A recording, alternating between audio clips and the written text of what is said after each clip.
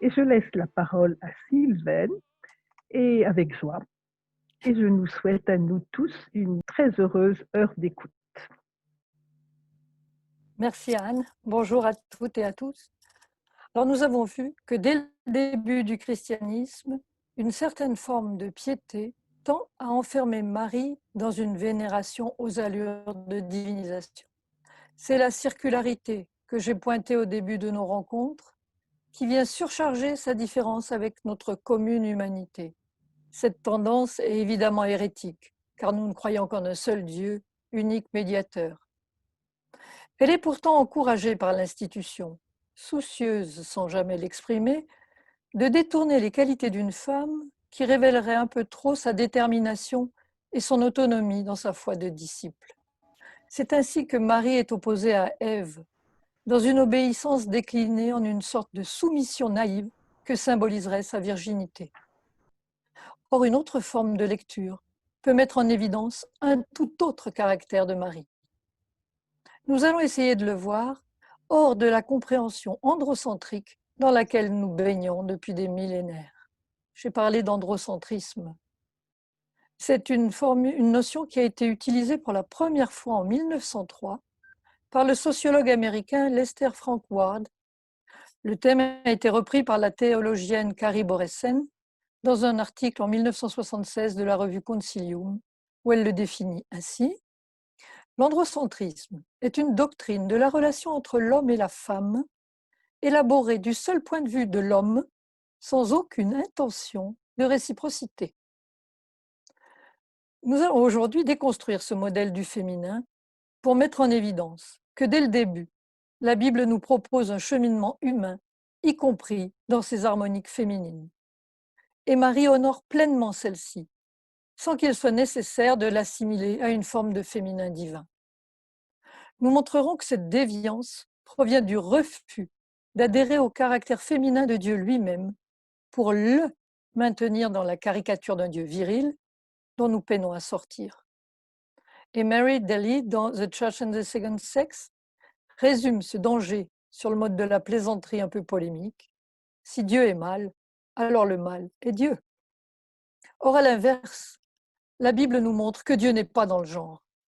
En revanche, il a créé l'humain homme et femme. Et l'engagement de Marie est peut-être à comprendre comme vecteur et aboutissement de cette force féminine qui traverse les Écritures sans jamais devenir audible dans l'enseignement traditionnel. Et cette omission commence tôt, elle commence dès le chapitre 2 du livre de la Genèse, avec Genèse 2, 18. Nous croyons tous bien connaître ce verset. Le Seigneur dit, il n'est pas bon pour l'homme d'être seul, je veux lui faire une aide qui lui soit accordée. Ça, c'est la traduction de la Tobe. Repris littéralement à partir de l'hébreu, ce verset dit déjà bien autre chose, et à plusieurs niveaux. Il n'est pas bon que l'humain, pas l'homme, soit seul. Le mot utilisé ne fournit aucune connotation sexuelle puisque, contrairement aux animaux, l'humain n'a pas fait l'objet d'une création avec un mâle et une femelle. Ce qu'il va falloir, c'est le sauver de la solitude. Et alors Dieu va modifier sa création. Et il dit, je veux lui faire une ézer, que l'on traduit généralement par aide. Or, comme le constatent de nombreux exégètes contemporains, ce mot partout ailleurs signifie secours, et il renvoie toujours à l'intervention de Dieu pour sauver une vie d'un péril mortel. Et enfin, ce secours nécessaire va se placer kenegdo, nous dit l'hébreu, c'est-à-dire non pas assorti, mais en vis-à-vis, autrement dit comme une altérité en face de lui. Pas un même, semblable, identique, mais un être différent, d'une différence au-delà de la sexualité, puisque cet humain est créé à l'image de Dieu. Ainsi, ce verset, en peu de mots, dit énormément, et notamment, il nous enseigne l'impératif d'une relation qui ne soit ni verticale comme entre Dieu et ses créatures, ni dans le prolongement d'un même, mais forte de la richesse d'une complémentarité. Suivons jusqu'au chapitre suivant. Tout se dégrade parce que Ève a voulu aimer davantage, et pour cela comprendre, jusqu'à confondre en un seul arbre celui de la vie et celui de la connaissance. Son questionnement sera perverti par le serpent, puis finalement transgressé, jusqu'à inciter les deux premiers humains à rejeter leur statut d'image de Dieu, imago Dei en latin, au profit de celui de sicut Deus, comme Dieu. Mais il est cependant possible d'accorder un regard positif au 3e chapitre de la Genèse si nous y cherchons autre chose qu'une forme dégradée de relation entre l'homme et la femme se traduisant par ce qu'on appelle la chute. Dès sa création, la femme en tant que secours, le fameux Ézer, est placée en situation d'exercer sur l'homme une influence positive. Comme l'écrit Maria Teresa Porcile Santiso, elle le tirait de son isolement, suscitait la communication, rendait possible la communauté. Et pourtant, dans le chapitre évoqué, Ève semble présentée sous le jour le plus sombre. Son rôle de médiation n'est pas dirigé vers son partenaire, mais dialogue avec ce qui est au-delà de l'humain, le serpent puis Dieu lui-même. D'ailleurs, lorsque Dieu intervient, c'est à la femme qu'il pose la question de la responsabilité. Qu'as-tu fait là? Ce n'est pas à Adam qu'il le dit. Et c'est peut-être pour cela que les sentences qu'il va promulguer atteignent différemment la femme et l'homme. Notons alors, comme le fait remarquer Paul Beauchamp, que la sentence de la femme n'est précédée d'aucune motivation rappelant sa faute. D'autre part, la peine énoncée utilise les termes d'une bénédiction. Le verbe « je multiplierai » est typiquement celui des formules de bénédiction. C'est ainsi que Beauchamp écrit, je le cite, « Il semble bien que l'horizon soit plus ample que la simple fécondité. Comme reprise de Genèse 2, 19-24, cette nomination nous oriente vers l'avenir de l'humanité. Elle contraste violemment avec l'état de subordination de la femme annoncé au verset 16. D'ailleurs, Dieu, dans le choix de la sentence adressée à Ève, non seulement n'interrompt pas l'acte de création, mais d'une certaine manière, il le délègue et le partage. Il le délègue car l'histoire humaine commence. Et Ève semble si bien connaître la Torah que c'est elle l'interlocutrice de la discussion, comme si c'était à elle de la réaliser et de la transmettre au fils de la promesse. La femme va ainsi se situer du côté de la réalisation et pourra symboliser le peuple d'Israël, porteur du message d'espérance. Mais pour parvenir à cette lecture positive, il faut avoir fait très attention au texte déjà en amont de ces sentences. Car avec l'influence des traductions et interprétations habituelles que nous rencontrons en Genèse 3,15, le texte que vous voyez là, comment repérer que la première annonce d'une victoire sur le mal, autrement dit la première bonne nouvelle du salut, est exprimée par Ève? Pour le comprendre, il est impératif de lire l'hébreu, car les traductions, dès celles de la Septante, orientent le texte. Il est littéralement écrit « celle-ci », c'est-à-dire Ève, la femme, t'écrasera la tête. Ce qui n'est équivalent ni à la traduction « celle-ci te visera à la tête » ou te meurtrira la tête, et moins encore à la version de la Bible de Jérusalem, qui restitue le verset ainsi, je vous le lis, « Je mettrai une hostilité entre toi et la femme, entre ton lignage et le sien, il t'écrasera la tête. » La femme, dans cette interprétation, est mise à l'écart au bénéfice du lignage, insinuant que ce serait un descendant d'Ève qui terrasserait le serpent. On passe comme par hasard par-dessus le féminin, à la fois grammaticalement en écrivant « il » et en omettant le rôle de la femme. L'objectif était sans doute de chercher à faire le texte selon un angle plus messianique. Mais le livre de la Genèse ne dit pas cela. Il annonce le triomphe sur le mal par la femme. Il est bien sûr possible d'honorer les deux interprétations, mais à condition de redistribuer les rôles. Si nous acceptons que c'est par une femme que la victoire sur le mal se réalise, le lien avec Marie possède sa pertinence. Souvenons-nous que c'est ainsi, et seulement ainsi, par le mot femme, que Jésus la nomme dans l'évangile de Jean. L'ordre revenu dans la lecture de la Genèse, nous pouvons repérer que Dieu n'a aucun besoin d'une représentante féminine en la personne de qui que ce soit, pas même de Marie. Toute la Bible nous montre que Dieu n'est pas dans le genre. Nous voyons pourtant que la représentation du mystère divin a été moulée sur le rôle du monarque, du souverain absolu, comme le dénonce Elizabeth Johnson. Un discours sur Dieu, tissé uniquement de termes masculins, n'exprime pas un monde où les hommes et les femmes participent également du principe divin. Cette participation est entretenue chez les hommes grâce aux images masculines de Dieu, particulièrement par l'incarnation du Verbe en un corps mâle, alors que les femmes doivent s'abstraire de leur identité, de leur corporéité pour reconstituer ce lien. Le concept d'un Dieu possédant les attributs masculins et féminins est toutefois bien attesté dans la tradition et dans l'ensemble des Écritures, pour peu que l'on prenne le temps de les objectiver. Mais il va sans dire que cette lecture bouscule les modèles habituels. Les femmes sont donc image et ressemblance de Dieu, aussi bien que les hommes, par leurs aptitudes propres, sans qu'il soit besoin d'un modèle divinisé, comme le deviendrait vite une Vierge Marie médiatrice et co-rédemptrice, ayant perdu toute attache avec sa réelle humanité. Les exemples qui suivent vont nous le confirmer. Je vais essayer de vous repartager l'écran. Voilà. Elisabeth Moltmann-Wendel fut l'une des premières à relire l'histoire des femmes de la Bible, en la débarrassant des déformations cléricales. Elle montre dans Dieu, hommes et femmes que les figures, comme celles de Sarah, de Déborah, d'Esther, de Judith, sont les signes évidents d'une culture féminine ancienne, et elle voit dans les premières assemblées chrétiennes le reflet d'un statut privilégié des femmes à la stupéfaction de leur environnement. Ces femmes seront les maillons d'une transmission essentielle qui préparera la venue du Christ et l'accompagnera.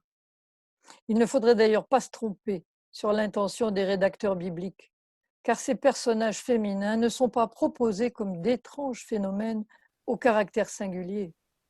Au contraire, ces femmes se présentent dans la tradition hébraïque comme des modèles à suivre. Prenons Sarah. Dans le récit biblique, c'est avec Abraham et Sarah que s'inaugure le dialogue entre l'homme et la femme. En effet, si Adam et Ève s'adressaient à Dieu ou au serpent, ils n'avaient pas encore communiqué. Avec Abraham et Sarah, le dialogue s'engage, mais sur un drôle de registre, puisqu'Abraham va prier son épouse de se faire passer pour sa sœur en allant auprès de Pharaon en Genèse 12. Sarah consent, mais pour le protéger, elle s'expose à l'humiliation et à une vulnérabilité dangereuse. Il est surprenant que les exégètes aient mis si longtemps à commenter qu'elle est ainsi le premier humain à donner priorité à la vie d'un autre sur la sienne. Ce comportement mériterait d'autant plus d'attention que par l'acceptation de cette substitution de rôle, Sarah, d'une certaine manière, vient au secours du choix que Dieu a fait d'Abraham. Dès la prière d'Abraham, « Dis, je te prie que tu es ma sœur », il a la trouille. Eh bien, elle endosse les deux responsabilités de sœur et d'épouse pour mener à bien le projet d'être porteuse avec Abraham de la promesse. C'est parce que, comme plus tard Marie, elle sait, sans tout à fait l'objectiver, que le sort de la promesse passe par son consentement, qu'elle accepte de risquer son intégrité physique et morale, consciente qu'Abraham et elle œuvrent ensemble pour la réalisation d'un même but, celui d'insérer dans le cœur et l'esprit d'un peuple infini la foi en un Dieu un, juste et bon. De Déborah, le livre des Juges dit qu'elle cumule les fonctions de juge, de prophétesse, voire de chef politique, qui n'a pourtant pas concouru à une meilleure responsabilité des femmes par la suite. Après, nous rencontrons la prophétesse Hulda, de la famille de Jérémie, et il nous est dit qu'elle enseignait. Quant à Anna, qui nous est mieux connue sous le prénom de Anne, l'épouse d'Elkana, elle apparaît dans le premier livre de Samuel, mais nous reparlerons du lien qui l'unit au Magnificat de Marie dans la prochaine séquence. Je ne dirai rien du rôle d'Esther, qui va sauver le peuple hébreu et protéger la foi au Dieu unique par son intelligence et son abnégation. Intelligence, car elle saura capter l'amour du roi et le contraindre à sauver et servir son propre peuple. Abnégation, car l'ayant sauvé, elle se retirera et laissera son oncle Mardoché prendre le pouvoir. Je vous recommande sur cette femme exemplaire l'excellent livre du grand bibliste et qui est un de mes amis, Philippe Abadi, et qui s'appelle La Reine masquée, lecture du livre d'Esther. Enfin, le Premier Testament nous offre un modèle exceptionnel avant celui de Marie, mais par d'autres chemins que ceux de la mère de Jésus. Il s'agit de Judith. Comme tous les personnages féminins que nous venons d'évoquer, Judith nous est présentée comme un exemple à suivre. Ce personnage de Judith nous conduit dans une aventure extraordinaire où tout est surprenant, à l'aise dans la démesure, comme l'a dit Paul Beauchamp. C'est que dans Béthulie, la situation est dramatique. La ville est encerclée et sur le point de se rendre, car il n'y a plus d'eau. L'armée a perdu et les prêtres prient en vain pour qu'il pleuve. Judith, une jeune veuve, séduisante et belle, va manifester assez d'autorité pour être écoutée et obéie par les chefs des prêtres dans une culture où les femmes sont cantonnées à la sphère domestique. Elle n'est qu'une faible femme, dépourvue de toute capacité militaire. Mais par son intelligence, par sa ruse, elle sera victorieuse du plus grand des guerriers. Elle sauvera son peuple et surtout le culte de son Dieu. Voilà ce qu'écrit Élisabeth Parmentier dans la préface de mon livre sur Judith, qui s'appelle, alors pas du tout innocemment, Faites-les taire, Judith, un enseignement subversif. Élisabeth Parmentier dit ceci: voilà une femme indépendante et libre, mais d'une liberté entièrement vouée au service de Dieu et de son peuple. Voilà une femme qui n'est pas mue par l'affectivité, mais par la raison et l'intelligence. Elle agit pour le bien commun. Voilà une femme certes faible, mais dont la faiblesse donne précisément toute la mesure de la puissance de Dieu. Ainsi, l'aide que l'on suppose soumise à l'homme dans le récit d'Adam est en réalité la représentante du secours de Dieu lui-même. Voilà une femme qui enseigne au peuple d'Israël et même à ses chefs religieux le rôle de Dieu dans leur histoire. Donc on voit que c'est l'habitude d'une lecture patriarcale de la Bible voudrait nous enseigner que depuis Ève, la femme, livrée à elle-même, se laisse séduire par des discours trompeurs et n'entend plus la voix de la sagesse. Or, dans une telle typologie, la tradition n'omet-elle pas que ce ne sont pas des hommes qui entrent en dialogue avec l'au-delà de l'humain, serpent, Dieu ou ange, mais Ève, Marie, deux femmes livrées à elles-mêmes, et que dans les deux cas, la présence masculine, que ce soit Adam ou Joseph, n'est guère éclairante. Adam n'intervient que jamais pour suggérer à Ève une meilleure compréhension de la situation. Et Joseph demeure bien perplexe, et c'est un euphémisme, devant le récit que lui fait sa fiancée. Matthieu nous dit: Joseph, son mari, qui était un homme juste et ne voulait pas la dénoncer publiquement, résolut de la répudier sans bruit. Donc, c'est cette tendance à reléguer le féminin loin de la sagesse que vient contredire Judith. Face à elle, le masculin est représenté, à la fois par les anciens et par Holoferne. Les prêtres symbolisent l'autorité juste, la loi et la voie de la raison. Ils sont autoproclamés en charge du lien avec la transcendance. Or, sur tous ces plans, ils sont pris en défaut.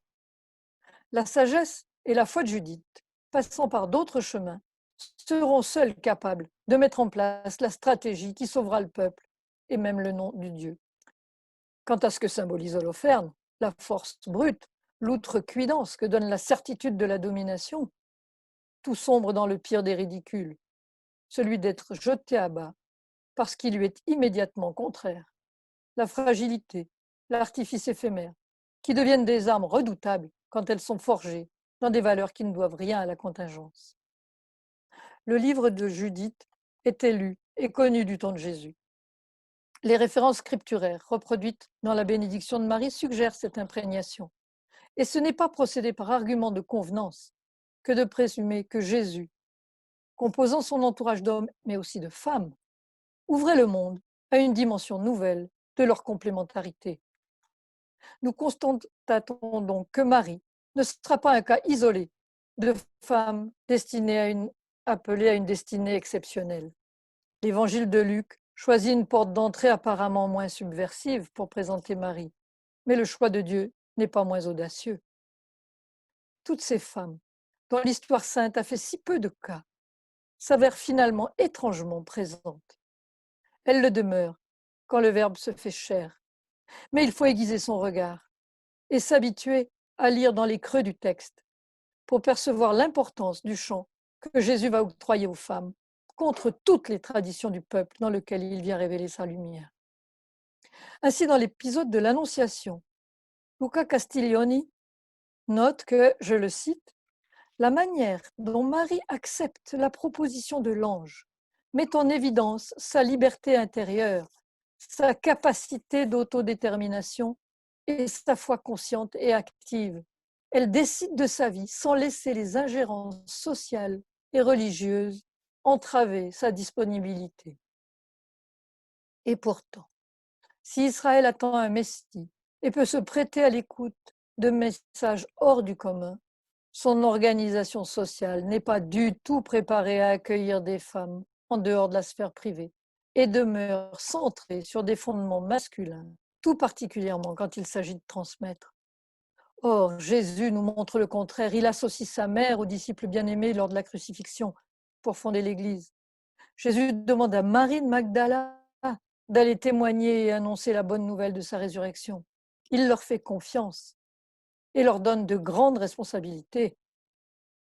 C'est bien ce qu'ont compris certains artistes, qui les représentent parfois l'une et l'autre, revêtus de la capa magna, qui signalait l'autorité dans les armées romaines et aujourd'hui celle de nos cardinaux. Mais ce n'est pas le message que les siècles de rude patriarcat ont entretenu, car nous sommes bien loin, mais très très loin, du portrait que saint Augustin fait de Marie dans son sermon pour la fête de l'Annonciation. Écoutez plutôt, je le cite. « Marie ne laissa échapper de ses lèvres pudiques aucune parole d'assentiment. Mais dès qu'elle sut que sa virginité ne subirait aucune atteinte, elle répondit « Voici la servante du Seigneur, qu'il me soit fait selon votre parole. » Comme si elle eût dit « Mon cœur est prêt, oh Dieu, mon cœur est prêt puisque mon sein doit rester intact. Sous ses rayons, je conserverai ma blancheur et la fleur de mon intégrité s'épanouira dans une chasteté perpétuelle. » Il faut l'entendre quand même. Cet extrait met en évidence l'enjeu de conserver une virginité qui théologiquement n'apporte rien, ou à moins, comme on l'a vu avec Irénée, de faire de la typologie, et ne semble répondre, à mon avis, qu'à des fantasmes masculins, lesquels, au lieu de montrer Marie comme un secours dynamique pour la foi, l'enferment dans le cercle d'une vénération mythique. Et là, nous avons retrouvé les deux axes de mon fameux fil rouge. Je vous remercie et je vais laisser la parole à Anne.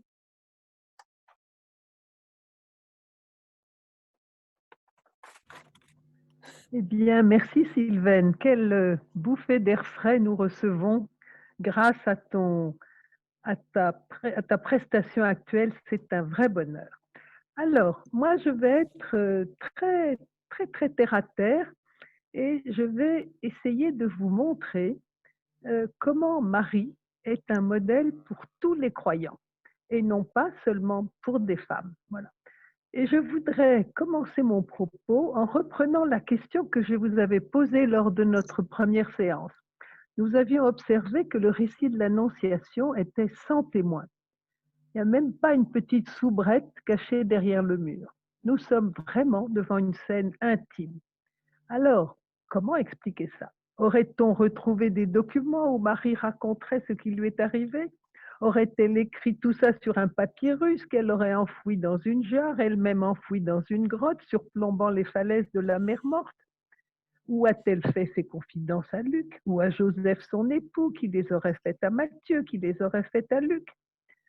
Mais plus sérieusement, vers l'an 70, au moment où Luc termine ses derniers chapitres, qui sont justement les évangiles de l'enfance, Marie aurait 95 à 100 ans. Est-il seulement vraisemblable qu'il se soit connu? Pas trop. Il vaut mieux se tourner vers d'autres types de réponses. Par le chat, la première fois, vous m'aviez proposé quelques interprétations. Avant de répondre et d'essayer de nous éclairer mutuellement, il me semble que nous devons être au clair ensemble sur la Marie que nous cherchons. Si nous cherchons la jeune fille de Nazareth, celle de l'histoire, alors l'entreprise est vaine. Au 1er siècle, Nazareth est une bourgade inconnue. Jésus n'est pas un grand de ce monde comme Alexandre, par exemple.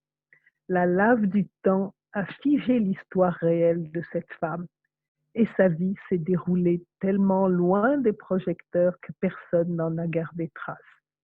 Non, vraiment, la piste d'une chronique de type historique qui nous mettrait en présence de la jeune femme qui devint la mère de Jésus se perd dans le sable. J'insiste parce que pour nous, modernes, nous avons une préoccupation historienne très forte et nous voulons absolument remonter une trajectoire historique. Mais il faut abandonner cette piste-là. Et la réponse qui nous vient, c'est que ce récit est vraiment construit par Luc.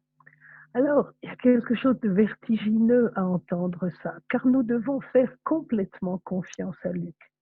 L'auteur-écrivain acquiert tout d'un coup une place exceptionnelle. Que veut-il dire? Quelle confiance lui octroyer? Et le lecteur, que fera-t-il? Nous, lecteurs, nous devenons tout d'un coup des acteurs essentiels du processus de transmission. Et non seulement de transmission, mais de réception du texte biblique. Comment nous comportons-nous devant ce récit? Je le dis parce que nous avons nos réactions. Il faut les avoir, il faut les traverser. Alors, puisque Luc il y a, essayons de voir maintenant ce que veut Luc. Alors, les évangélistes, ce sont des gens de l'Antiquité, ils n'écrivent pas pour tenir une chronique de type factuel, ni pour dresser des portraits à la manière d'un romancier moderne. Ils veulent rendre compte du dessein de Dieu et de la réaction humaine face à l'irruption de Dieu dans une vie. Ils veulent raconter une expérience de Dieu. Ils veulent édifier le lecteur au sens noble du mot, c'est-à-dire le construire. Alors pour ce faire, ils construisent des figures. Un nombre considérable de personnages bibliques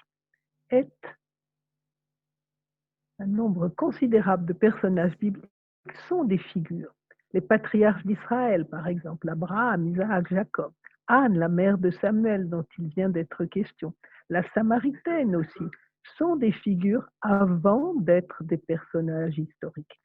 Alors qu'est-ce qu'une figure? Une figure décrit l'archétype d'une attitude humaine. C'est une personne emblématique. Elle a une dimension d'initiation et d'étayage. Luc installe donc Marie pour montrer que les promesses faites à Israël sont en train de s'accomplir avec la grossesse de cette jeune femme.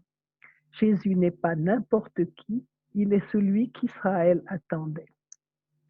De plus, en ces temps anciens, l'identité est encore portée collectivement plus que par un individu. Et du coup, le lecteur biblique s'identifie assez naturellement à Israël, s'identifie au peuple dans son entier. Donc la figure biblique permet de décrire ou de suggérer une attitude pour tout Israël. Je reviens, j'insiste, Marie est donc ici une figure construite selon les grandes lignes de la spiritualité juive. Vous aurez peut-être envie de m'objecter, mais alors, Marie a-t-elle existé? Est-ce que c'est vraiment une personne de l'histoire?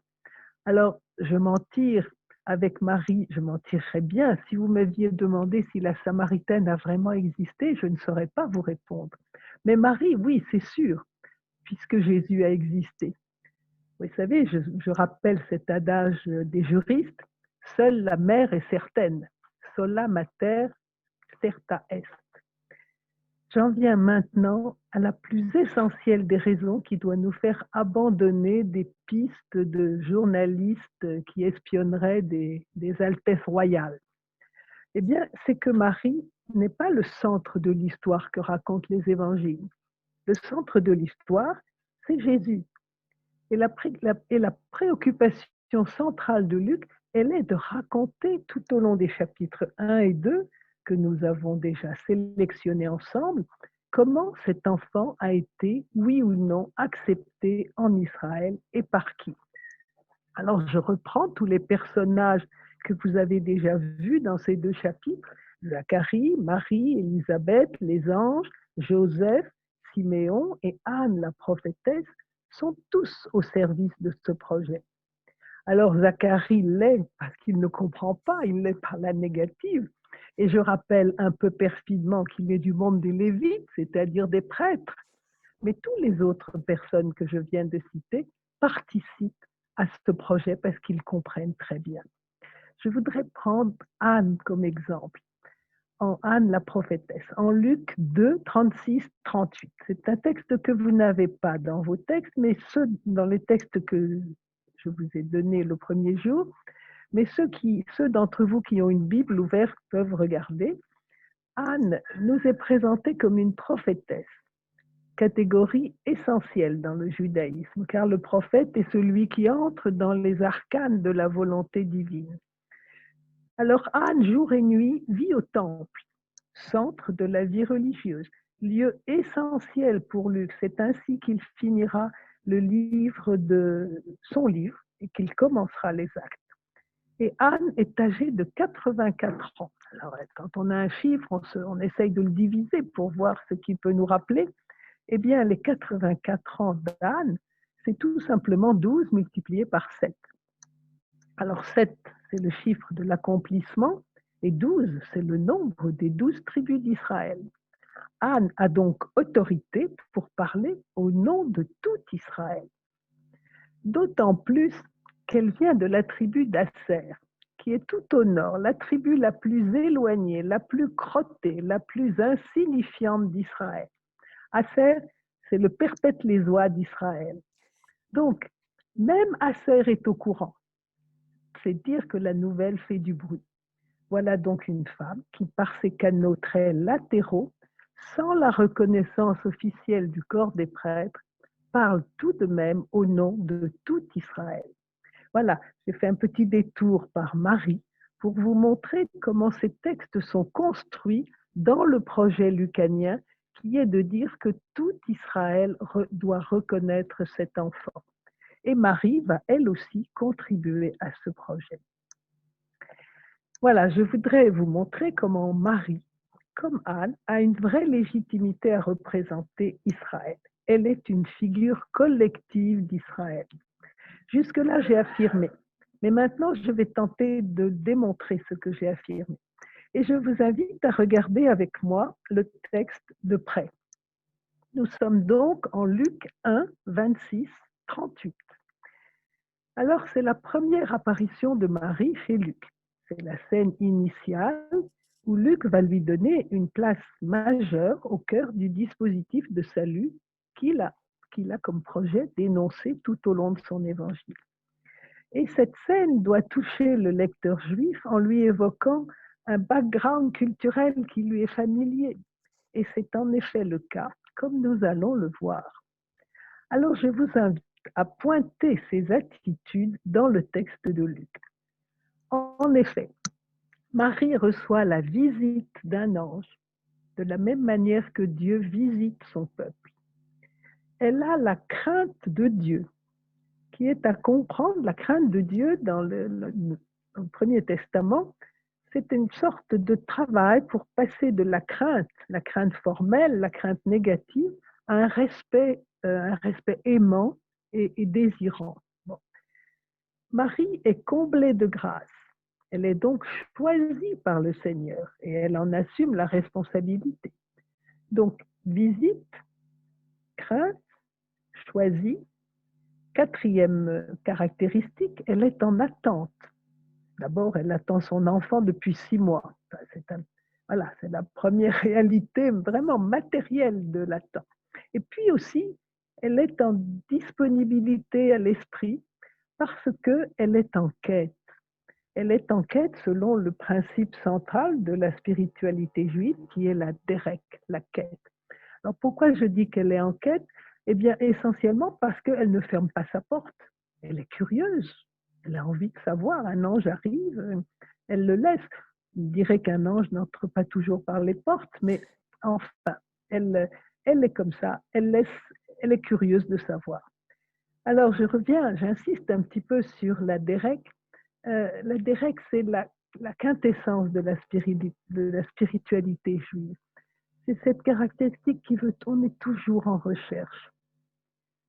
C'est une sorte de disposition d'esprit, d'attitude curieuse et ouverte devant le monde, une gourmandise devant la vie, qui est l'œuvre du Créateur. En somme, c'est un désir en éveil, un appétit de connaissance. Voilà, donc Marie est dans cette quête. Et Marie fait alliance selon le grand modèle de l'alliance rapporté au livre de l'Exode, en Exode 24, et surtout en Josué 24, où tout Israël choisit Yahvé. Marie, comme le peuple en Josué 24, dit oui. Elle obéit à Dieu, c'est-à-dire qu'elle écoute, et surtout qu'elle accepte la transgression. Et je vous fais remarquer qu'elle n'obéit pas à un ordre moral venu des hommes, de la domination, de la culture dominante. Non, elle obéit au projet de Dieu en acceptant cette transgression.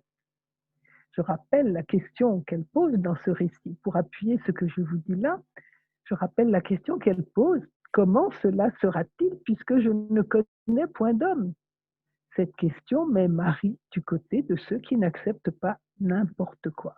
Elle veut comprendre. Je connais hélas trop peu de commentateurs qui soulignent ce fait. Il y a donc dans ce récit à la fois la reprise de grands thèmes bibliques qui construisent la relation du croyant à Dieu, la visitation, l'élection, l'alliance, et les trois réponses de Marie qui sont les qualités demandées à Israël, la crainte, la quête et ce qui va avec, l'écoute. Qu'est-ce que cela vous rappelle? À quel passage connu du Premier Testament pouvez-vous penser? Je vous demande d'aller à votre chat et de me répondre spontanément. On prendra les 5, 6 premières réponses. Il ne s'agit pas que tout le monde réponde, mais ceux qui ont envie de répondre, je les attends et on continuera après avec vos réponses.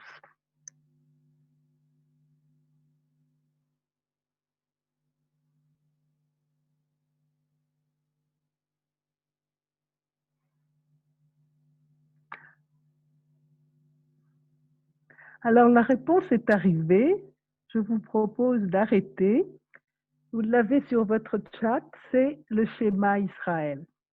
Alors avant de continuer, je relève dans le chat une remarque de quelqu'un qui dit « Mais pourquoi affirmer que Marie est enceinte de 6 mois ?»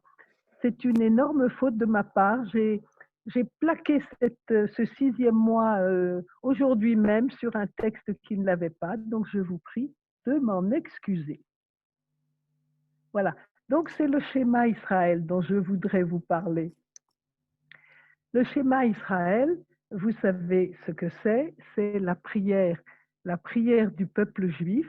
Écoute Israël, le Seigneur ton Dieu est le seul Dieu. Tu aimeras Yahvé de tout ton cœur, de toute ton âme, de tout ton pouvoir. Tu les répéteras, ces paroles, et tu les attacheras sur ton front comme un bandeau. Voilà. Pourquoi j'ai pensé à ça? Eh bien, je crois que tout juif pense à ça. Quand il voit ce que je viens de vous raconter, en particulier l'écoute, la crainte, la quête, il y a toutes les raisons de penser au schéma, qui est le signe de reconnaissance d'un juif le plus automatique, la prière répétée à chaque fois que l'on entre dans la synagogue. Voilà, Marie rentre dans le schéma. Et Marie, alors qu'est-ce qu'on peut en dire? On peut en dire d'abord que Marie aime comme le schéma le demande. Tu aimeras de tout ton cœur, de toute ton âme, de tout ton pouvoir. Marie aime non pas par une parole, mais en acte. Et elle aime tellement qu'elle accepte la transgression dont il a déjà été question. Et je vais filer l'image encore plus loin. Elle attachera la parole de Dieu à son propre corps par ce cordon qui va la lier à son enfant. Il n'y a pas plus proche. Ensuite, j'en déduis qu'elle est bien la fille d'Israël, cette figure collective. Marie récapitule, au sens presque irénéen du terme, toute l'histoire d'Israël qui est structurellement associée au schéma d'Israël. Alors, de là à dire que l'Annonciation est un midrash, c'est-à-dire une actualisation, il n'y a qu'un pas que pour ma part je franchis bien volontiers. Je pense donc que Luc, qui n'a peut-être jamais vu Marie, a peint la jeune fille juive selon le cœur de Dieu. Elle est l'Israël de Dieu. Le portrait de Marie qui se dessine à travers cette promenade biblique est celui d'une jeune fille en état de perpétuelle recherche de Dieu, en porosité permanente aux multiples événements du quotidien qui disent la présence et l'action de Dieu. Marie est gourmande de Dieu, elle a l'appétit ouvert et en même temps, un rien la nourrit puisque tout lui parle de Dieu. Je voudrais ajouter là un trait du prophétisme juif qui est important pour comprendre quelque chose. C'est que les prophètes symbolisent l'union de Dieu avec son peuple par l'image des noces, par l'image d'un mariage. Dieu y est en position masculine et le peuple en position féminine. Nous sommes dans un registre poétique qui n'est ni anthropologique ni juridique. Il n'y a donc rien de surprenant pour des esprits juifs à voir des hommes d'Israël être en position symbolique inverse de leur genre. Et rien d'étonnant non plus à ce que des femmes comprennent que ce n'est pas leur féminité qui est en cause, mais leur identité collective en face de Dieu. Voilà, ça c'est important. Et c'est dommage, et c'est même 1000 fois dommage que notre esprit romain juridisant ait cassé, ait écrasé cette richesse symbolique. Alors, comme vous l'avez donc maintenant bien deviné, je vais vous inviter à vous libérer d'une Marie qui serait le modèle proposé d'une femme, emblématique de toutes les femmes. Oui, des femmes se reconnaissent en elle, des hommes tout aussi bien. Marie n'est pas celle qui incarne la femme, entité unique et absolue. Secouons donc le poids de tous ces siècles de commentaires intellectuellement malhonnêtes qui ont fait l'apologie de ce qu'ils croyaient être le charisme marial, l'obéissance et la virginité, et en ont déduit que ce modèle était celui que les femmes devaient suivre. Oui, nous avons observé ensemble que les pères des premiers siècles, dans leur grande majorité, avaient gardé ce sens de la figure. Peut-être pas Augustin, comme nous l'a rappelé Sylvaine tout à l'heure. Il n'était pas prisonnier du sens littéral comme nous le sommes devenus dans un tragique appauvrissement. Je me suis demandé quand nous avions perdu ce sens symbolique. Exactement, je ne sais pas dire, mais probablement sur une longue période, à mon avis à partir de la Renaissance. Mais je ne mets ça que comme une hypothèse. Ce que je sais, c'est que la camisole actuelle est très puissante. La camisole qui vient des papes, mais en particulier de Jean-Paul II. Combien de fois ai-je entendu, sous les louanges des commentateurs, clercs, médias et des femmes elles-mêmes, séduites et transies d'admiration, tout ce beau monde vanté mulieris dignitatem. Ah, quelle belle chose, on a si bien parlé des femmes. Et dans les années qui ont suivi 2008, nous avons, Christine Pedotti et moi, été dans les premières à vouloir secouer cet emprisonnement dans un destin voulu par Dieu. Du moins, secouer le destin de mulieris dignitatem, parce que bien d'autres femmes avaient pris la parole avant. Je vais citer le paragraphe où Jean-Paul II montre que Marie représente la femme. La plénitude de grâce accordée à la Vierge de Nazareth en vue de sa qualité de Théotokos signifie donc en même temps la plénitude de la perfection de ce qui est caractéristique de la femme, de ce qui est féminin. Nous nous trouvons ici, en un sens, au point central, à l'archétype de la dignité personnelle de la femme. C'est au paragraphe 5. Voilà, j'espère que vous n'aurez pas besoin de vous y référer, mais on ne sait jamais. Moi, je vois plutôt dans ce texte la manifestation flagrante d'un appauvrissement intellectuel. Nous avons perdu la visée biblique et nous sommes en train de nous engouffrer dans une impasse théologique. Parce que si les femmes de la Bible sont des modèles pour des femmes et que les hommes de la Bible sont des modèles pour les hommes, Jésus n'a pas pu sauver l'humanité tout entière, il n'a sauvé que des hommes.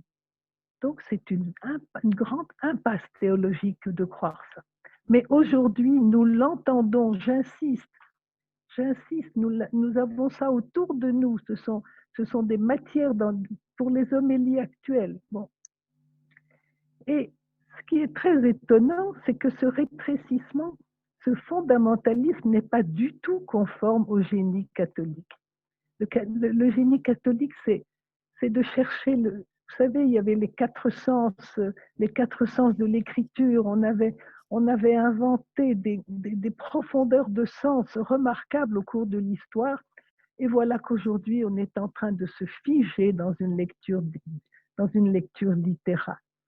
Cela ne peut s'expliquer que parce qu'il faut préserver la masculinité des prêtres en donnant et en accentuant une soi-disant vocation féminine. Non, non, la Bible nous prouve que Marie est la figure de tout Israël, auquel sont donnés des attributs féminins, virginité et maternité, mais la féminité n'est là que pour soutenir une autre thèse, celle de la visitation, de l'élection et de l'alliance offerte aux hommes comme aux femmes. Marie n'est pas le modèle de la femme, mais du croyant de toujours, puisque les chrétiens se placent dans la continuité d'Israël. Je vais m'arrêter là. Je vous laisserai lire un texte, le texte qui suit, qui sera dans les textes que nous allons mettre en ligne. Et je m'arrête parce que l'heure est venue et je préfère que la parole soit distribuée à ceux qui veulent la prendre. Merci.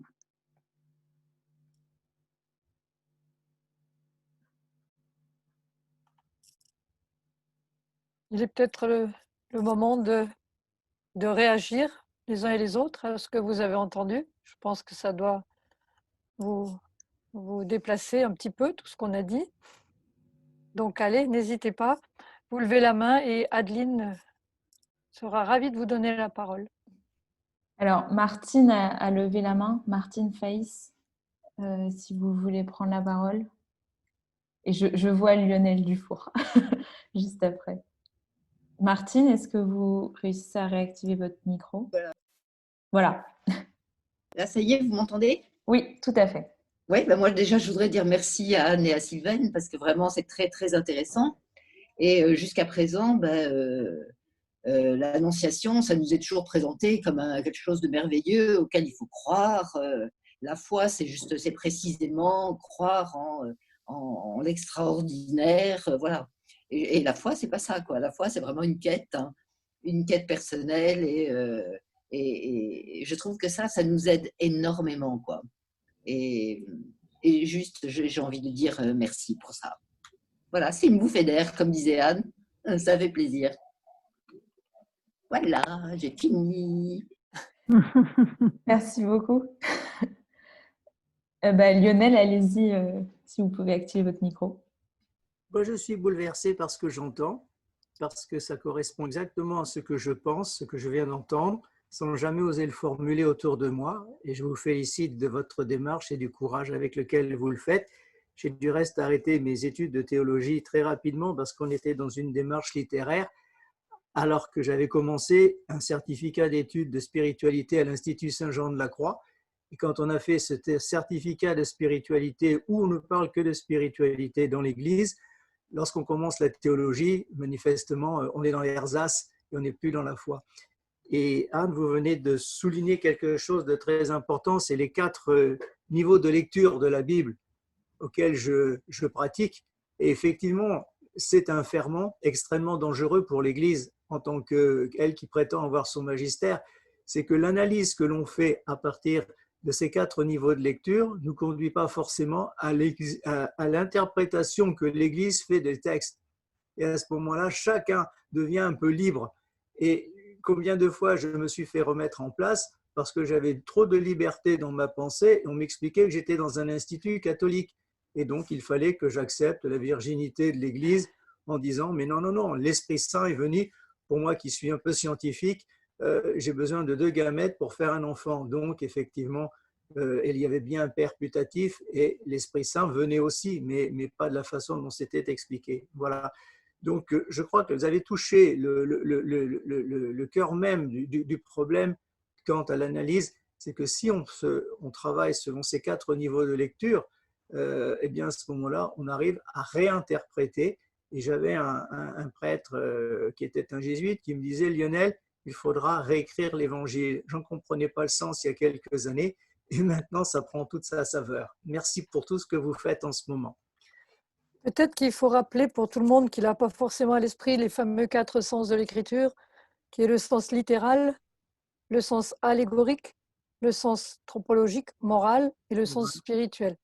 Le gros problème, et Thomas d'Aquin les a beaucoup travaillé, surtout sur le sens littéral, Origène travaillait beaucoup sur le sens allégorique. Pour arriver à avoir un discours juste, il faut travailler les 4 ensemble. Oui. Et ça demande un effort énorme.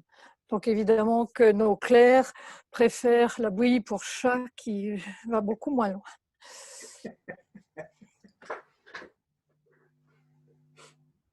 Merci beaucoup. Il y a Roland Fourmentel qui demande comment cette lecture est-elle partagée aujourd'hui dans l'Église Peuple de Dieu? Je ne sais pas si Anne ou Sylvaine, vous avez une réponse. En même temps, je lisais quelqu'un qui disait « pauvre chat ». Je suis désolée, oui, quand je parle de bouillie pour chat, j'aime beaucoup les chats. Mais du coup, je n'ai pas écouté la question. C'est comment cette lecture est partagée dans l'Église? Elle n'est pas partagée du tout. Voilà, bon, c'est une réponse. La vérité, c'est qu'on ne fait pas de travail sur le texte dans l'Église institution. Les prêtres vous donnent une homélie qui est en général ce qu'ils ont trouvé dans Prions à l'Église, en Église, une simplification, bon voilà. Ou alors ils se croient théologiens et là c'est pire. Mais moi j'ai trouvé ces lectures, Sylvaine aussi, on les a trouvées dans nos études et on a eu des maîtres extraordinaires.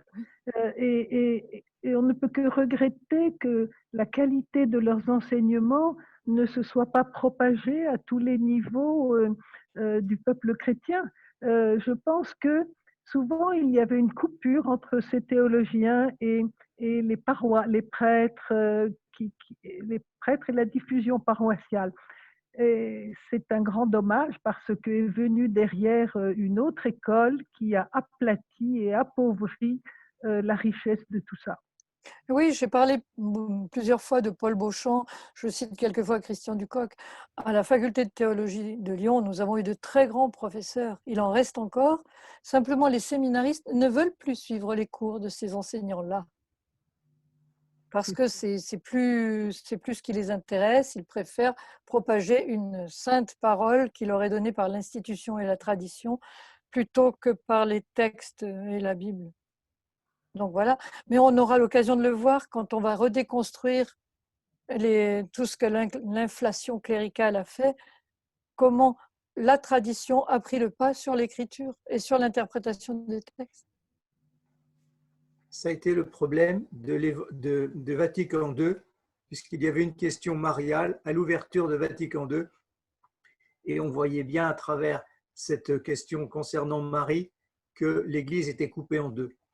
Oui. Elle existe encore lorsque l'on parle de Marie dans l'Église. C'est impressionnant. Oui, mais enfin, Vatican II, je pense qu'ils ont bien réagi. C'est-à-dire qu'alors qu'on voulait faire une mariolâtrie excessive, voilà, ils ont inséré tout ce qui concernait Marie dans la Constitution sur l'Église, en mettant le chapitre 8. Et bon, c'était un moindre mal. Parce que sinon, on n'aurait plus un Dieu un qui serait le Seigneur Jésus-Christ. Ce serait Marie aujourd'hui. Hein. Parti comme on était entre le 19e et l'arrivée jusqu'à 1950, où on surabondait de nouveaux dogmes, il était temps que ça s'arrête quand même. Mais c'était à deux doigts de passer. C'est ça qui est impressionnant. Alors oui, Isabelle voudrait parler. Peut-être. Oui, bonsoir. Voilà, bonsoir Isabelle. Bonsoir à toutes, bonsoir Anne. Non, c'est simplement par rapport à cette question de la lecture des textes bibliques. Alors moi, je peux attester qu'il y a énormément de personnes qui lisent les Écritures aussi dans notre Église catholique. Je suis bien placée pour le dire puisque je suis à l'intersection de plusieurs de ces réseaux de lecture biblique qui existent en Suisse autant qu'en France et étonnamment très, très dynamique. Chez les laïcs. Pardon ? Chez les laïcs. Ça a été maintenant ça a commencé, je pense, au Cadir de Lyon, vous connaissez peut-être, hein, avec Jean Delorme et Jean Calou. Bien sûr. Voilà, maintenant, c'est le réseau Bible et Lecture qui est francophone, qui dépasse les limites de la France. Il y a des dizaines et des dizaines de groupes de lecture, des laïcs bien sûr, mais ça n'empêche pas qu'il y ait quelques prêtres avec. Hein. Mais c'est une lecture dont les laïcs se sont emparés, évidemment. Mais de longue date déjà, je veux dire. Ouais, c'était quand même un ferment d'espérance et je pense que dans ces cercles-là, la parole circule et elle circule très très bien. Mais souvent, je envie en Suisse parce que je sens qu'il y a plus de liberté de parole qu'en France. Et il y a une autre curiosité et tant mieux. Oui, Anne, sans doute, mais moi, là, étonnamment, ce que j'ai pu recevoir, ça venait de l'Orme et de Lyon, et donc Oui, les groupes Oui, sont en Aquitaine, oui, non, mais le Cadir est exceptionnel. Anne Pénicaud a fait un travail remarquable de l'homme. Il y a eu des gens, Olivier Robin, etc. Non, mais il y a des gens remarquables qui font un travail. Mais c'est une lecture particulière au Cadir. une lecture qui est quand même basée sur le texte, hein, sur Ah la ben ça, totalement basé sur le texte. puisque Mais c'est une approche lecture, compliquée, je dirais. Pas... bon, pas uniquement compliquée, non. Enfin, non, je pense que c'est une lecture qui scientifique. permet à chacun de s'y mettre, quoi, en groupe. En groupe, c'est ça l'important, me semble-t-il. Il y avait une question de Marie, que je partage d'ailleurs aussi, alors j'en profite, sur pourquoi l'Église a eu besoin de créer tous ces dogmes autour de Marie au XXe siècle. Enfin, pourquoi à ce moment-là, d'où ça sort? On en parlera longuement dans la séquence 5 ou 6, je ne sais plus. Alors, oui. On a eu besoin parce que l'Écriture a très peu de matière sur Marie. Et si on veut sortir de ce qu'a expliqué Anne pour en faire une espèce de déesse, et faire surtout ce qu'a fait Jean-Paul II, l'image de la femme, c'est-à-dire que les hommes suivaient le Christ Jésus et les femmes suivent, enfin, la femme idéale suit Marie, Marie telle qu'ils l'ont conçue. Donc il fallait créer des dogmes, puisqu'on n'avait pas de texte qui nous dit ça. Anne a bien expliqué que c'est une figure, Marie. Donc on ne peut pas lui faire porter ce qu'elle n'a pas. Et donc pour y parvenir, on crée des dogmes. Mais revoyez l'introduction de Sylvaine de la première séance, où Sylvaine, tu racontes que quand on s'éloigne des Écritures, on est toujours obligé de créer des dogmes pour maintenir virginité, maternité. Donc relisez ça et moi, ça m'a beaucoup aidé à comprendre ce que tu disais, Sylvaine. Bon, on a une question qui nous arrive peut-être. Il y a Marguerite Champeau. Allez-y. Il y a plein de questions. On ne vous entend pas. Oui, je lis comment faire évoluer. Pardon. Comment faire évoluer l'éducation des enfants sur ces sujets? Eh bien, en travaillant avec eux en direct. Ils comprennent très très bien si on leur explique, les enfants. Donc moi, ce que je voulais dire, c'est qu'il y a des mouvements en ce moment qui demandent que Joseph soit nommé par un nouveau dogme Père de Dieu. Ça nous promet aussi. Ça nous promet pour une image de l'homme également, qui sera pas mal, je pense. Et voilà, il y a des gens qui travaillent là-dessus. C'est intéressant pour les familles recomposées, remarquez, on peut peut-être développer. Voilà. Mon Dieu. Bon. En tout cas, ceux qui aiment bien regarder les textes, la première chose, c'est de ne pas regarder des dictionnaires de grec biblique, par exemple. Il faut regarder des dictionnaires du grec quotidien qu'employaient les gens qui ont écrit. Parce que si vous regardez dans des dictionnaires de grec biblique, vous n'avez que des sens particuliers. Et puis c'est vrai que même dans le bailli, pour trouver le grec de la koiné, il faut gratter. Hein. Oui, mais on peut regarder, vous avez des sites sur lesquels vous avez les choses rangées un peu dans l'ordre chronologique, avec l'évolution des mots. Par exemple, le mot bureau, au Moyen-Âge, c'était une étoffe qui couvrait une table. Après, c'est devenu la table, la pièce, etc. Aujourd'hui, c'est le bureau d'un ordinateur, d'une association. Vous vous rendez compte que vous ne pouvez pas expliquer un texte du 20e en prenant le sens du 17e ou l'inverse. Très important. Oui. Ouais. Enfin, ce qu'il faut surtout, c'est croiser les Bibles. Hein, parce que j'ai essayé de vous le montrer en comparant la Bible de Jérusalem, la Tob, et la Bible du rabbinat que j'avais prise. On fait des détournements de sens très, très faciles. Hein. Alors, Vous lisez consciencieusement votre Bible de Jérusalem. Et moi, c'est pour ça que j'ai fait des études de théologie en me disant, mais c'est pas possible, il y a des choses qui vont pas. Donc, je voulais faire de l'hébreu. Ça m'a pris 10 ans, puisque j'ai fait un doctorat en guise de faire de l'hébreu. Mais bon. Mais n'empêche que j'avais bien l'intuition qu'on me racontait des histoires, et c'était vrai. Parce qu'on nous traduit mal. Et ça, si vous n'avez pas fait 5 ans d'hébreu et 4 ou 5 ans de grec, eh bien, avec une seule Bible, vous ne saurez pas. je voudrais répondre à la question de Nathalie. C'est une figure dans le texte, Marie, mais elle a quand même existé. Est-il possible de lui faire une place dans notre vie spirituelle? Bien sûr, en sachant que la vie spirituelle va au Christ, mais Marie est une figure d'étayage, on s'appuie sur elle. Bien sûr, on peut s'appuyer sur elle. Il ne faut pas détruire de ce que j'ai dit que la figure collective écrase la figure, pas seulement historique, mais la figure d'étayage. C'est-à-dire qu'on peut s'appuyer sur une figure. Voilà, on peut s'appuyer sur une figure. Je crois que c'est un trait de la vie spirituelle. Ça peut nous nourrir, nous faire grandir. Est-ce que c'est Nathalie, est-ce que vous vous y retrouvez? Oui, excusez-moi, pas tout à fait encore parce que c'est difficile effectivement de faire l'articulation entre une figure construite et puis une vraie personne. Mais je vous remercie beaucoup. Souvenez-vous de la parole d'Athanase dont on a parlé la dernière fois, Marie, notre sœur. On peut dire beaucoup de choses à une sœur. Oui, mais finalement, nous ne savons rien d'elle puisque Non? tout est construit. Voilà. Ça ne m'étonne pas trop, mais l'entendre dire aussi clairement, c'est un peu troublant quand même. Non, mais j'en ai bien conscience. Mais dans la mesure où vous savez que c'est l'identification de la figure collective d'Israël, nous avons perdu ce sens collectif, ce sens d'une collectivité. Nous raisonnons individuellement. Mais un juif du 1er siècle s'identifiait à son peuple et il pouvait appuyer sa vie spirituelle sur la réalité d'Israël. Eh bien, la réalité de Marie, ça reste la même chose pour nous, il me semble. Mais peut-être qu'il faut que vous le réhabitiez avec vos mots, votre paysage, pour mieux l'accepter, je ne sais pas. Oui. Oui.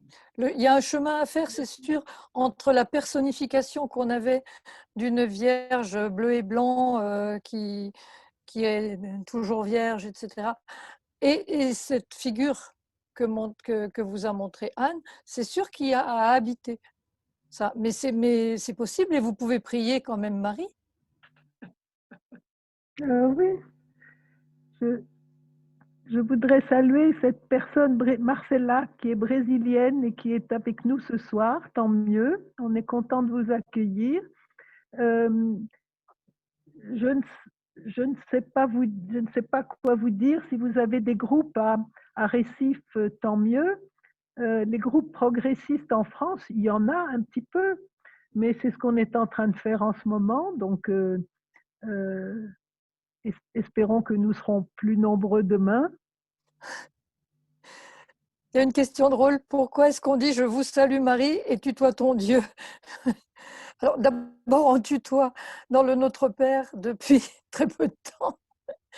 Et puis, c'est vrai que si on parlait à Marie comme à sa sœur, on la tutoierait aussi. Mais après tout, on a bien le droit de prier comme on a envie quand on ne le fait pas officiellement. À l'église, il vaut mieux dire tous la même chose parce que sinon, ça ferait un peu cacophonie. Mais quand on prie chez soi, on appelle bien Marie comme on veut et Dieu aussi. Bon. Daniel, tu voulais dire quelque chose, non? Il faut ouvrir le micro. On ne t'entend pas. Adeline, Daniel Gagneur a le micro coupé. Oui, pardon. Oui, j'étais en train d'écrire et je suis très lente quand j'écris. Oui, je voulais faire deux remarques. D'abord, totalement abondé dans le sens de la traduction. Moi, mon dada, c'était Genèse 1,26. Dieu créa l'homme à son image, qu'on voit dans la Tob, dans Jérusalem, dans toutes les Bibles, sauf en 2019, la nouvelle Bible français courant, Dieu créa l'être humain à son image. C'est 2019, la sortie, la nouvelle traduction. Et Pierre Latuyère m'a fait remarquer il y a quelques jours que je ne savais pas, en 2002, il y avait la Bible second. Mais je suis scandalisée qu'aujourd'hui encore, Tob, Jérusalem et toutes les grandes Bibles ne mettent pas l'être humain à la place de homme. Qui est entendu comme anthropos l'être humain, mais dans la plupart des gens, quand même, c'est comme dans la langue française, les droits de l'homme donnent l'invisibilité de la femme. On croit toujours que ça va de pair. Moi, j'ai pris conscience de ceci avec violence quand j'ai voulu traduire le livre de Donna Ingalls avec mon compagnon. La gloire de Dieu, c'est l'homme vivant. C'est la gloire de l'être humain, c'est l'homme vivant. Et on s'aperçoit que notre langue française nous a terriblement formatés depuis la Déclaration des droits de l'homme, à laquelle Olympe de Gouges avait dit la Déclaration des droits de la femme et du citoyen. Et il faut passer parfois par d'autres langues que sa propre langue pour se rendre compte à quel point on est, à l'insu de ce qu'on croit, formaté. Bon, pour moi, c'était mon dada, Genèse 1,26, et je ne peux pas développer, mais vraiment, tu parles, Anne, de quand on a perdu la symbolique, je ne sais pas non plus, et c'est un gros problème, mais notre langue, en français, on est très corseté encore dans le sexisme. Mais Daniel, pas c'est seulement pas une le question de français. langue. Parce Oui, que quand la on langue. traduit anthropos par wir, on fait une interprétation. Et le français possède à la fois l'homme pour dire le masculin et l'humain pour dire l'être humain. On pourrait tout à fait traduire correctement, mais c'est une intention délibérée. Moi, je passe mon temps à corriger dans les copies. Mais complètement. Oui, oui, on est bien d'accord. Bon, c'est pas une erreur de langue. Non, non, quand je dis une erreur de langue, je dis aussi que notre langue formate notre cerveau et notre perception et qu'on croit qu'il n'y a pas besoin de changer l'homme en être humain dans la Déclaration des droits de l'homme. Ça a été encore refusé en 2017 à l'Assemblée nationale. L'Assemblée nationale n'a encore pas voulu changer ceci, mais je pense, enfin bref, ce serait trop long, c'est la langue et nos concepts et nos façons de vivre sont très mêlées. La deuxième chose que je voulais dire, mais je suis trop longue, pardon, excusez-moi. On a dépassé de 10 minutes. Voilà, c'était sur la virginité, mais je reviendrai une autre fois. Nous aussi, on y reviendra. Suivante. Excusez-moi d'avoir été trop longue. Mais c'est un plaisir. Écoute, Adeline, tu nous donnes notre congé peut-être? Mais je vous donne le congé. Peut-être que on se dit au revoir comme d'habitude avec Pavarotti. Et puis on se dit, on se dit à quand? On se dit à jeudi prochain. C'est ça? Ok, bonne soirée. Eh bien, au revoir à tout le monde et merci de votre écoute. Tous. Merci.